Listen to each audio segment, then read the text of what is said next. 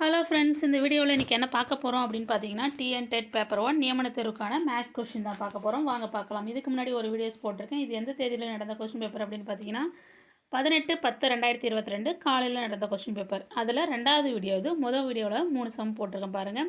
91லேயும் start ஆகும் maths கொஸ்டினில். 91, 92, 93, இது 94, 95, 96 வந்து ரெண்டாவது வீடியோவில் பார்க்க போகிறோம். சரி, இன்றைக்கான வினா என்னென்னு பார்க்கலாம். ஒரு 3 மடிப்பு அழைப்பிதழ் அட்டையானது படத்தில் உள்ளவாறு அளவுகளை கொண்டுள்ளது. அதன் பரப்பளவை காண்க. 3 மடிப்பு அழைப்பிதழ் அட்டைனா திருமண அழைப்பிதழ் இருக்கு இல்லையா, இன்விடேஷன் கார்டு இருக்கு இல்லையா, அந்த கார்டு தான். அது வந்து 3 மடிப்பாக இருக்குன்னு சொல்லியிருக்காங்க. அதனுடைய பரப்பளவு தான் கேட்டிருக்காங்க. ஓகேங்களா. சரி, இது எப்படி கண்டுபிடிக்கிறது அப்படின்னு பார்க்கலாம்.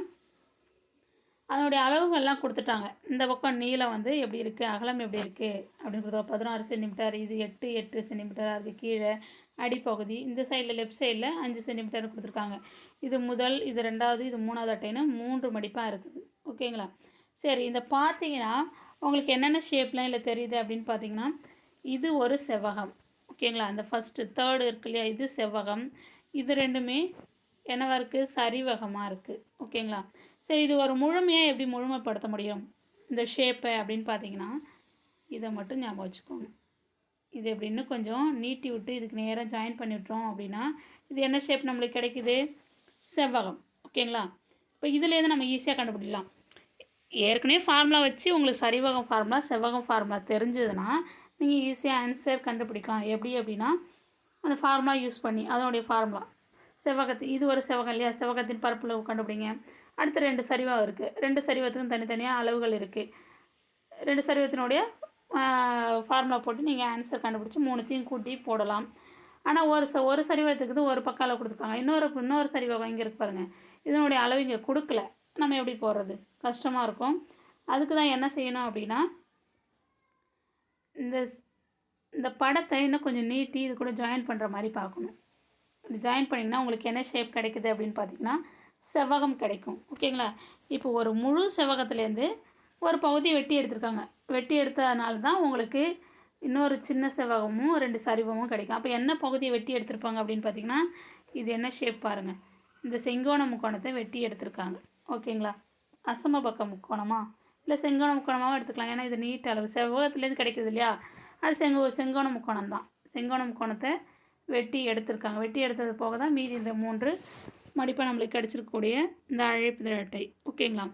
இப்போ நம்ம எப்படி கண்டுபிடிக்க போகிறோம் அப்படின்னு பார்த்தீங்கன்னா, இந்த செவ்வகத்தினுடைய பரப்பளவு ஃபுல்லாக கண்டுபிடிச்சிட்டோம் அப்படின்னா அதிலேருந்து ஒரு செங்கோண முக்கோணத்தின் பரப்பளவு ஒரு குறிப்பிட்ட அளவு கண்டுபிடிச்சி அதுலேருந்து மைனஸ் பண்ணிட்டோன்னா நம்மளுக்கு ஆன்சர் ஈஸியாக இந்த 3 மடிப்பு அழைப்பிதழ் அட்டையினுடைய பரப்பளவு கிடச்சிரும். ஓகேங்களா.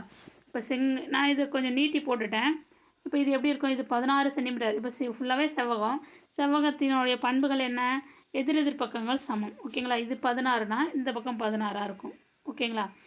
இது 8, 8, 8. அப்போ 3, 8, 24 சென்டிமீட்டர் மொத்தமாக. இப்போ மேலே 24 சென்டிமீட்டர் நம்மளுக்கு தெரியும். ஏன்னா எதிர்பக்கங்கள் சமம் இல்லையா. இப்போது இதில் சின்ன இந்த கொஞ்சம் அளவு வந்து 5 சென்டிமீட்டர்னு கொடுத்துட்டாங்க.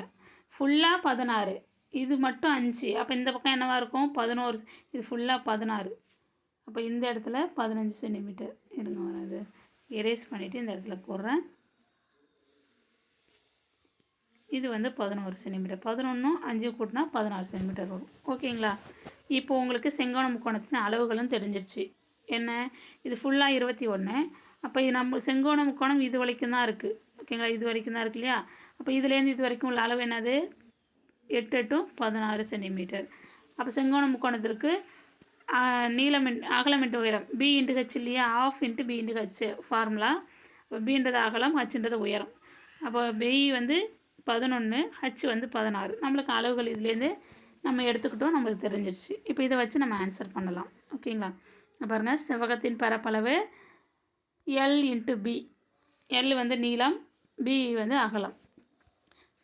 நீளம் வந்து இந்த பக்கம் சொல்லிட்டேன் பாருங்கள். இது 16 ஃபுல்லாக, அதுதான் இங்கே போட்டாச்சு. எல் நீளம். அகலம் எவ்வளோ, இந்த ஃபுல்லாக 8, 16, ஒரு 8 ஆட் பண்ணால் 24 சென்டிமீட்டர். ஓகேங்களா. இப்போ இந்த இடத்துல 24 போட்டாச்சு. இப்போ 16 24 பேருக்குன்னா 384 சதுர சென்டிமீட்டர். இப்போ செவ்வகத்தின் பரப்பளவு கண்டுபிடிச்சாச்சு. அடுத்து என்ன கண்டுபிடிக்கணும்? செங்கோண முக்கோணத்தின் பரப்பளவு. அங்கே வெட்டப்பட்டிருக்கு இல்லையா, அதனுடைய பரப்பளவு தான் நம்ம கண்டுபிடிக்க போகிறோம். செங்கோண முக்கோணத்தின் பரப்பளவு ½ × b × h. ½ × bன்றது அகலம் 16, அதாவது bன்றது அகலம். அந்த பக்கம் இந்த பக்கம் கிடச்சிருக்கு பாருங்கள்.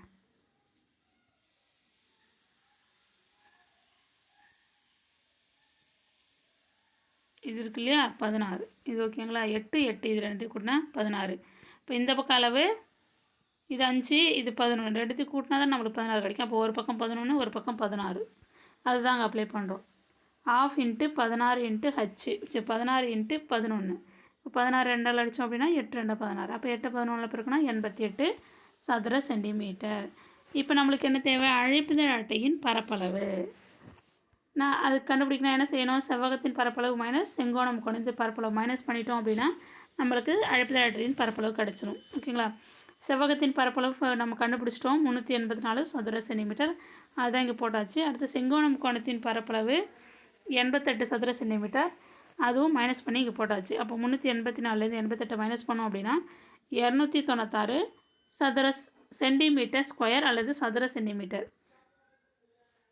296. அப்போ ஆன்சர் என்னென்னா ஆப்ஷன் டி தான் கரெக்டான ஆன்சர். ஓகேங்களா? ஈஸியாக இருக்கும். நீங்கள் ஒன்று ஒன்றா இந்த செவ்வகத்துக்கு, இந்த சரிவகத்துக்கு, இது 3த்துக்கும் தனித்தனியாக ஃபார்முலா போட்டு கண்டுபிடிச்சிட்டு 3த்தையும் கூட்டினீங்கன்னா உங்களுக்கு ஆன்சர் வரும். அப்படி போடுறத விட இது ஃபுல்லாக என்ன வடிவம்? செவ்வகம். அதுலேருந்து என்ன வெட்டி எடுத்திருப்பாங்க? முக்கோணம், செங்கோண முக்கோணம். அப்போ அதனுடைய செவ்வகத்துலேருந்து இந்த செங்கோண முக்கோணத்தின் பரப்பளவு மைனஸ் பண்ணிட்டோன்னா நம்மளுக்கு இந்த மொத்த 3 மடிப்பு உள்ள அழைப்பிதழ் அட்டையின் பரப்பளவு கண்டுபிடிச்சிடலாம். ஓகேங்களா? சரி, அடுத்த சம. ரூபாய் 800 அன்பு மற்றும் ஹரி என்ற நபர்களுக்கு 2:3 என்ற விகிதத்தில் பிரித்து கொடுத்தால் அன்புவிற்கு கிடைக்கும் தொகை என்ன? 800 ரூபா இருக்குது, அதை 2 பேருக்கு பிரித்து கொடுக்குறாங்க. யாராருக்கு? அன்புக்கும் ஹரிக்கும்.